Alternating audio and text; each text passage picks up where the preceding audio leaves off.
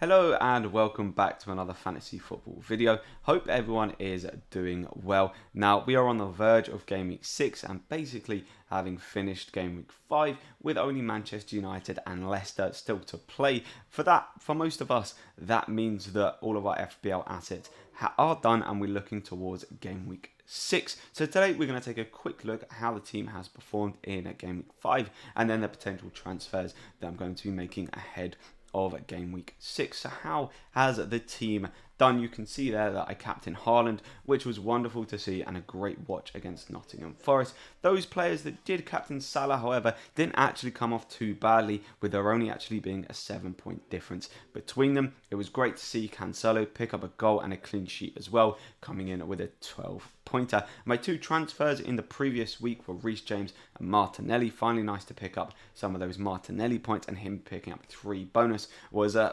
great bonus as well. As you can see, Reece James didn't actually play in game week 5. I do get Andreas off of the bench though, so a nice little 6 points from him. So you could argue that my transfers actually maybe 16 points this game week, and maybe at a bit of a stretch. But yeah, Reece James, it looks like he's going to play this weekend, so not too much of a worry there. Those players that are worries for me and those players that I'm potentially looking at transferring out, you've got the likes of Robertson, now dropping to 6.8 million, has only returned in 1 game so far this season, and Pedro Neto hasn't returned a single time this season. I've also got Bai on the bench that I'm potentially looking to take out as well. Gabriel Jesus up front, it was nice to see him score. It was a perfect amount of points for me for him to score. It meant that those players who'd captained him didn't really kind of get a massive lead, but it also meant that it was enough to kind of justify keeping him into the team.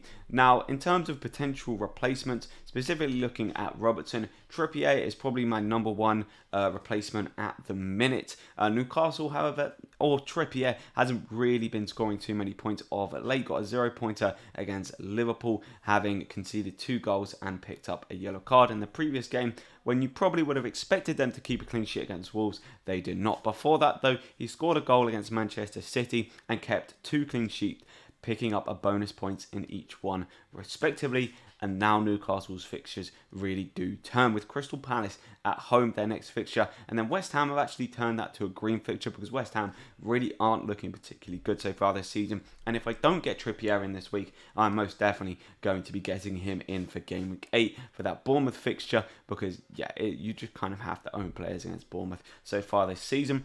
Picking up 22 points so far and coming in at price of 5.1 million. It really does allow me some more kind of maneuverability going forward. Dropping from Robbo to Trippier will give me a bit more room to kind of bring in a more expensive midfielder or attacker. But talking of a budget option, you may be a little bit surprised to hear that I'm really considering bringing in Nico Williams for this game, especially after they've just shipped 6 against Manchester City, and they're actually statistically the worst defence in the league, higher than Bournemouth, I know, conceding with the highest expected goals to be scored against them.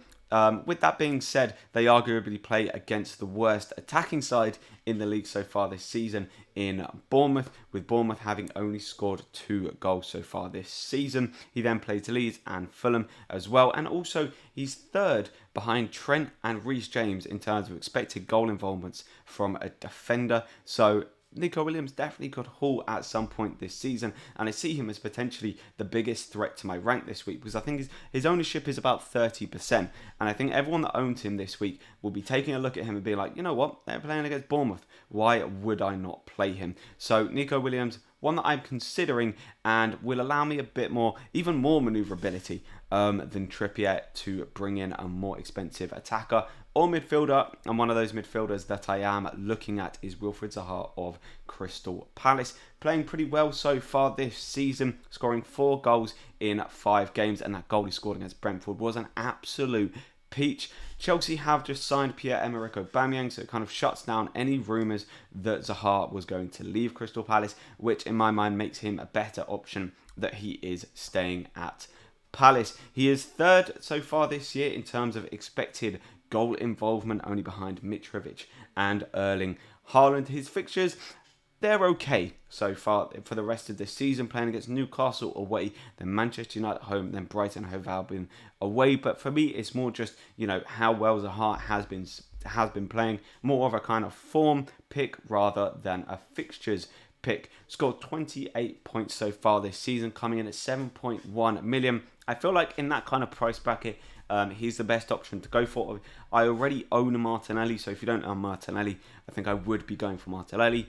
And with Rodrigo now being injured, it looks like these guys are kind of the main picks in terms of this position. Then for me, the other midfielder I'm potentially looking at a little bit more expensive, so it would definitely require me to go for Nico Williams and potentially another transfer out as well, is Raheem Sterling, scoring 3 goals in the last 2 games. Seems to have very much fitted in to that Chelsea side rather well, with some nice fixtures, playing West Ham at home, then Fulham away. And you could argue actually that Liverpool fixture is not a red fixture with it being at home, and Liverpool seemingly conceding goals so far this season, although they are actually still one of the best teams in terms of expected goals against. They're still like second only really behind Manchester City. They've just been shipping the goals, scoring 32 points, only 3 points behind Mohamed Salah, which is pretty crazy considering he's 3 million less, coming in at 12 million. Now, it probably would require me to go from Salah to Raheem Sterling, which I'm not sure I'm quite ready to do, but definitely a player I am keeping a close eye on. And then in terms of an attacker, although I'm not particularly looking to bring one in this week, this is definitely a guy I am keeping my eye on, and that is Alexander Isak of Newcastle United. He looked very good against Liverpool. He did come off with a dead leg after about the 65th minute, but the goal he scored, he took it very, very nicely.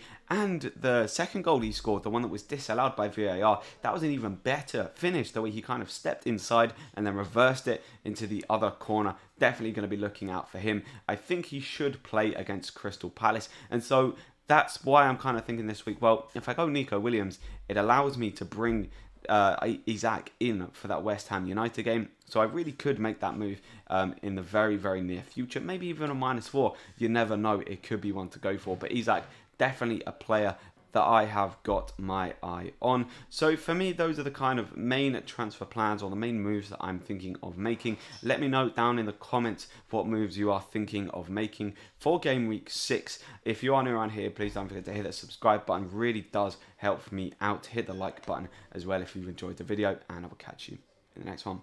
See ya.